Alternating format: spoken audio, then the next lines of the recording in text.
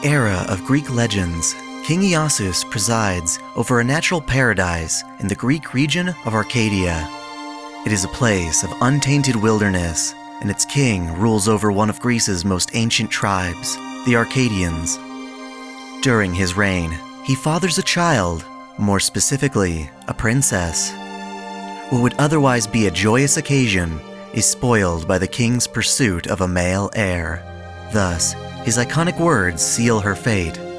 A woman is unnecessary. Atalante, born a girl, is a natural disappointment to her father, deemed to have no value whatsoever. Rather, King Iasus finds his own daughter a burden, a stain in his pursuit of a powerful lineage. In response, ignoring her worth, he abandons her deep in the mountainous wilderness, where she is left to die. In that wilderness, the infant girl flails about, innocently seeking her parents, unaware of her abandonment. Drowning in fear, she cries for salvation, for someone to grasp her hand and rescue her from the harsh environment and its predators. While no mortal hears her cries, Atalante is pitied by none other than Artemis, the goddess of the hunt. From this pity, Artemis decides to send a female bear to protect her. Atalante is raised from this bear's milk until she is later taken in by hunters who teach her how to survive. While this is fortuitous, other children, similarly abandoned by their parents, were not as fortunate, either being devoured or starving to death. Thus, in spite of her own survival, the process of abandonment still affects Atalante deeply, inspiring her to prevent future misfortune. Over the years, Atalante hones herself into one known as the Master of the Hunt, a famous and beautiful archer. Her divine skill with the bow and her swift footwork set her apart from all competitors. Out of gratitude, Atalante becomes a devoted follower of her savior, taking an oath of virginity. She is thusly known as the chaste huntress. In turn, Artemis grants Atalante her bow, Pteropolos, a jet-black Western-style weapon, longer than she is tall.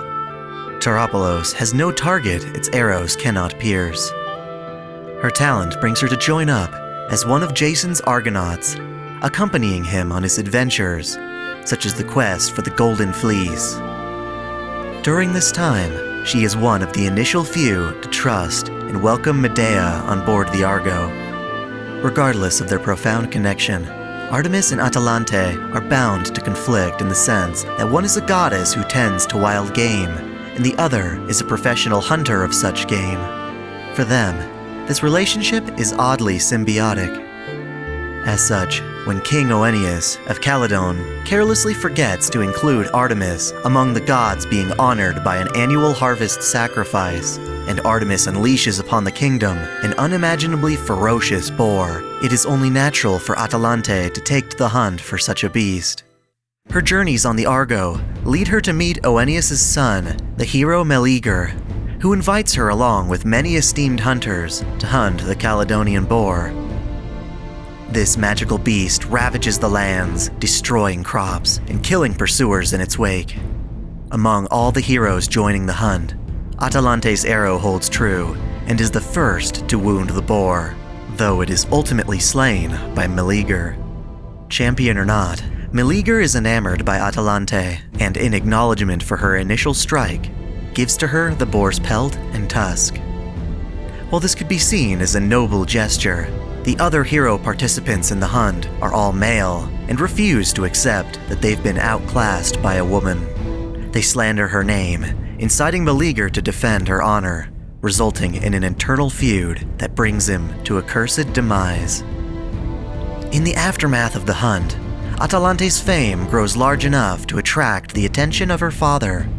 While he at first found Atalante to be a useless woman, her reputation makes her valuable to her father, who urges her to marry for the benefit of his political agenda. Anyone is fine. Take a husband and bear a child.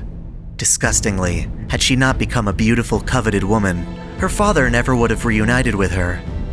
At no point has her father actually loved her, despite the mask he wears in her presence. Sadly, this is what she yearns for, to be loved unconditionally. She wants to share this love with all the children who have been similarly rejected. The king draws in suitors who yearn for Atalante's hand in marriage. Obviously, as a chaste huntress, she opposes them, instead challenging them to a foot race. If they can beat her, she will submit, but losing will have them shot to death as a consequence. Ultimately, Atalante, fleet of foot, leaves no victors. She is not concerned with marriage, instead dedicating herself to her most profound wish, to create a world where all children are loved by their mothers and fathers, to ensure the children of the world are not abandoned as she once was. This temperament keeps her steeped in solitude. While she has comrades with whom she goes on adventures, she hasn't found a lover she is willing to risk herself for or have a child with. One suitor, Hippomenes, knows he cannot defeat Atalante in a fair foot race, and instead conspires with the goddess Aphrodite to rig the event. Aphrodite is angered by Atalante's chastity and responds to Hippomenes' prayer by bestowing upon him 3 irresistible golden apples said to grant immortality. During his race with Atalante, he drops these apples, compelling her to pick them up, unfairly drawn to their splendor. The time lost from retrieving these apples costs her the race, and she is married to Hippomenes against her will. In an ultimate tragedy, Atalante is definitively pulled from her quest to help endangered children. Hippomenes, after receiving help from Aphrodite, does not pay the proper tribute he promised her. Thus, when they stop to rest at the maternal goddess Cybele's temple garden, Aphrodite afflicts Hippomenes and Atalante with an uncontrollable lust. They make love in the gardens, angering Cybele in the process. As punishment, the two are transformed into lions. Ultimately, Atalante, the most famous Greek huntress, is forced to live the rest of her days as a wild animal. For her deeds and reputation, Atalante is recorded into the throne of heroes. As a heroic spirit, she seeks a chance to make her wish of saving the world's children a reality. She answers the call of the Greater Grail, believing that her dream can only be fulfilled with the power of a miracle.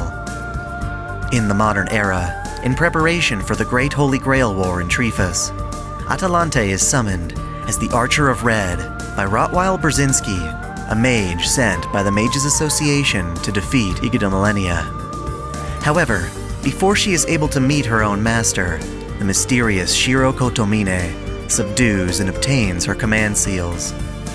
She decides to follow Shiro so long as he helps her win the Grail. Among the other servants of Red, Atalante's wish to save children is treated as unrealistic, but she eventually finds camaraderie with Achilles, the rider of Red. While her experiences have given her a strong distrust for men, she has fond memories of the humble warrior Peleus, one of the few men able to keep his ego in check. Peleus is the father of Achilles, serving as a connection between the two servants. Achilles, in return, grew up hearing stories of Atalante's adventures. In battle, her most formidable noble phantasm is a devastating technique, Phoebus Catastrophe, complaint message on the arrow, in which she lets loose 2 arrows into the sky, which pierce the clouds. These arrows, complaints to the sun god Apollo and Artemis, request divine protection from them, and are answered in the form of a calamity upon her enemies. Arrows of light come raining down incessantly from the skies, tearing entire regions of the battlefield asunder.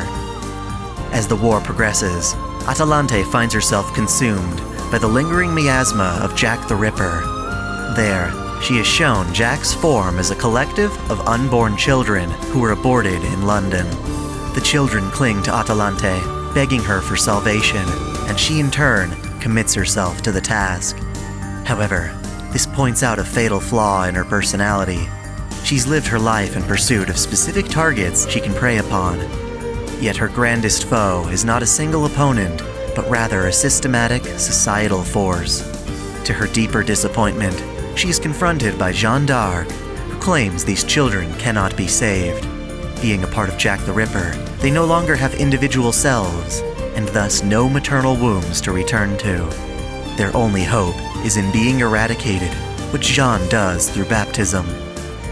Atalanta, feeling the Grail could have somehow saved them, declares Jean an unforgivable enemy. Her time in the miasma leaves her with an ominous curse upon her arm.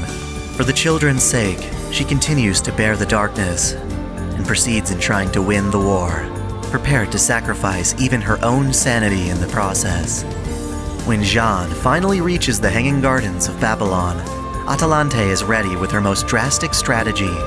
By wearing the pelt of the Caledonian boar, she can invoke Agrius Metamorphosis, Boar of Divine Punishment, sealing off her bow in exchange for becoming a monstrous human with berserker-like abilities. In this form, Atalanta viciously attacks Jean and nearly achieves victory. In the heat of battle, she's intercepted by Achilles, her own ally. Seeing the brave huntress in this sorry state brings him to action. Jean escapes, while Achilles stands against Atalanta in an attempt to stop her madness. After a catastrophic bout, Achilles manages to run her through, but only does so after incurring his own fatal wounds. Regardless, he is able to bring her to her senses. Atalanta accepts that she had no way of saving the children of Jack the Ripper, and that she didn't know of any other way to respond to their cries. No matter how impossible, she continued to chase her dream. Relieved in Achilles' embrace, Atalanta fades away, leaving her beautiful, selfless dreams behind. Thank you for watching this video. If you enjoyed it, then go check out some of my other lore videos. It's my goal to make one of these for virtually every servant in the Nasuverse, and I would appreciate your support through that journey. The best way would be to become a patron of the channel. We offer different reward tiers, ranging from early access to the chance to suggest your very own video. Oh, and don't forget to subscribe to OtakuDaiKun for more anime lists, reviews, discussions, lore videos, let's plays, and the holy waifu wars. Until next time, celebrate your fandom.